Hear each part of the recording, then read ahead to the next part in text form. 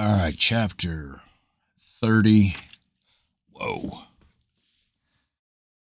Scroll of Panubis. To Osirahes from your servant Panubis, may the one God grant you lifelong and contentment. May Nebutanif be your everlasting joy. May strife ever depart before your shadow. Your servant writes with difficulty, for his heart has become small within him, and few are those whom he can entrust with tasks of importance. And considering the events occurring in the land, few are the words of assurance that can be written. Things do not get any better from year to year. They get worse. The secret writings remain with us, but they are lightly regarded by those who should cherish them. Few still walk in their light, and in all the land the right way of life is avoided. The path of righteousness is spurned. It is beyond the strength of men today. Here at its heart, the land is distressed. Better by far to dwell at the edge of the pool where none but the strongest ripples reach, and they is no more than a slight disturbance. Men cry aloud with sorrowful hearts, for their lives are turned over. No longer are their institutions respected, and like wild dogs, man seeks to snatch the sustenance of man. Contentment and trust have departed, peace is gone, and hope is no more. Mornings come, and men rise to greet them with anticipation of change, but this passes with the early mists of the sun, and the sun goes down on despondency and despair. Your servant is heavy laden with care, he is burdened with sorrow, but adjusts his life to the times. Better by far would it be if he were many days' journey away. The burdens of yesterday remain, while those of today are added to them. Those of tomorrow already weigh heavily. Your servant wearies under the load, but he carries on without falter. The mouths of all men remain mute. They speak not about that which afflicts the land. The heart of all are disturbed, but their tongues remain silent. Strange gods have entered upon the land, such gods as have not been known before, who are gods of sorrow and despoliation. The silent strength hidden in the heart of the land, the spirit of its life, the secret of the one God has not been sufficient. Men have failed to bear up under the blows of misfortune. The calamities have overwhelmed them. Their wills and spirits are weak. Alone of all in the land, the devoted in God remain firm and stout-hearted. Yet wickedness covers the land and waters at their rising. This is the testing time for men. This is the trial of their strength, but their frailty is established, and they fail and fall. Those who should be resolute and firm to maintain the order of things are weak and faint of heart. They are weaklings. Their wickedness has eaten their manhood.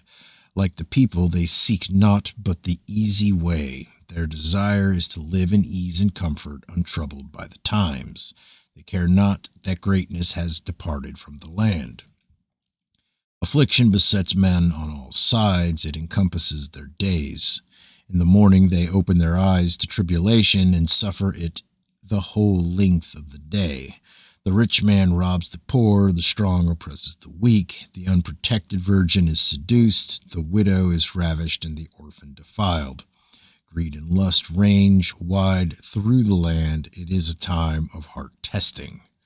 The tongues of men wag with strange tales, and it is difficult to remain silent when falsehood stalks boldly throughout the land. At such times the ignorant and foolish lend their ears to any falsity. How can the wise reply to the ignorant when wisdom is exposed to ridicule and truth to persecution? To expose the folly and wickedness of the powerful brings down rods of wrath upon long-suffering backs. The ears of rulers are closed to words of wisdom. The doors of their hearts are bolted against truth. To reply wisely or to give good counsel from the books of wisdom is to invite scorn. Men no longer worship at the shrine of Sabayet. The servant no longer devotes himself loyally to the affairs of his master, and where the arms of many are needed at the task, it is abandoned. Men no longer toil at the task with cheerful hearts. They no longer labor in accord. Men are tied down by their own inability. They are shackled by their own fears. They become timid and fearful. Even the halls of judgment are no longer inviolate. The decrees are cast forth to be stamped underfoot by ignorant men. Even things that sustain the spirit now serve to prepare sustenance for the belly. Records are falsified so that no man knows the true from the false. The tallies of produce are no longer taken, and corn becomes the property of any man. He who lies readily gets the best. He who acts the deceiver gets the most. Ignorant men have raised themselves to high estate by falsehood and deceit. None raises hand or voice against them, and therefore their ways are acclaimed and emulated. Truth is mocked and justice vilified. A man fears his brother as a foe and his son as a betrayer. He plows his field bearing shield and sword. Men walk abroad girded for battle, but now the day has dawned when henceforth even manly defense is denied them. When a man is slain by the side of his own brother, he who lives flees to save his limbs. When a woman is ravished, they who see turn away. The screams of maidens fall on deaf ears. Spearmen gather in bands, but the standards they bear are not those of justice and truth. Bowmen stand alert, and arrows are loosened in their quivers. The men of blood exult, for it is their day. If a man of high estate be unguarded, he is slain, and if rich, he is robbed. If a high-born woman be unprotected through lack of kindred or gold, she becomes a harlot. In the marketplace, men say, better a well-fed harlot than a goddess dead from hunger. Even men who are not men have their place in these days. Would that I could journey to a land against the rim of earth. Men of no estate and landless men become the lords of men, and strangers become masters of slaves and servants. They stir up strife among the people and say, this is because we are protected by gods of power. By what are you protected? The people know not that the power of gods is sustained by the spiritual devotion of the people, and their power flows from the strength of goodness of their worshippers. When a people fail their God, that God fails the people.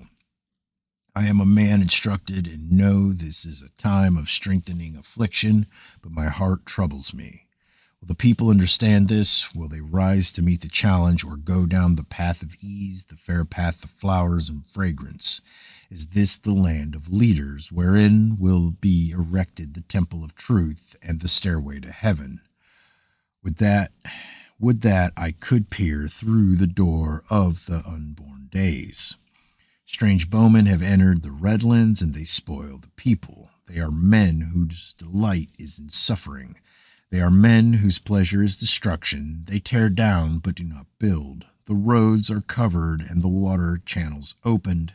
The craftsman no longer interests himself in his craft, for that which he makes is taken away. He who reaps does not store the corn, while he who is without a plow never lacks a full storehouse. The harvests go unrecorded, and he who toils not eats with he who has labored at the ingathering.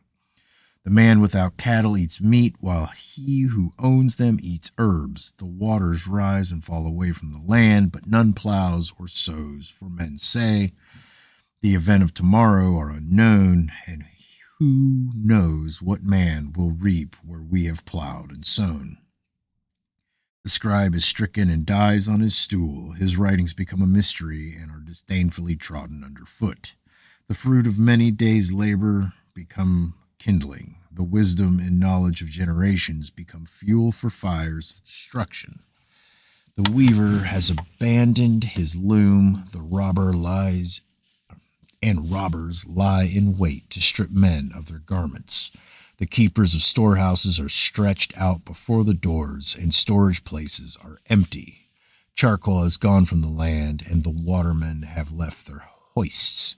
Slaves wander without masters, and children roam begging for bread.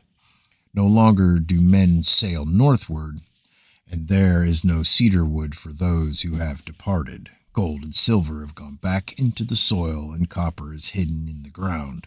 Ships that leave return no more. The roads are places of danger, and he who journeys with goods reaches a strange destination. He who is unarmed or undefended becomes the plaything of brutal men. They who rob become lords, and they who once ruled with riches wander in rags. Chests of ebony wood are smashed open, and fine furniture is broken and burned. No man possesses vases or things of metal, no door is closed, and no dwelling secured. The mysteries of the temples have been taken away. Such is the state of the land wherein your servant dwells. It is a land of sorrow, it is a time of tribulation. When Themis came to me with your letter, my heart grew big with gladness, for it told me you had reached a secure mooring.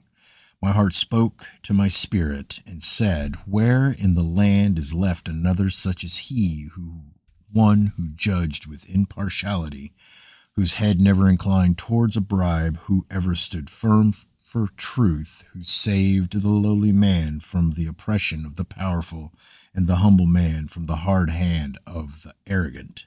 Such men no longer serve the land.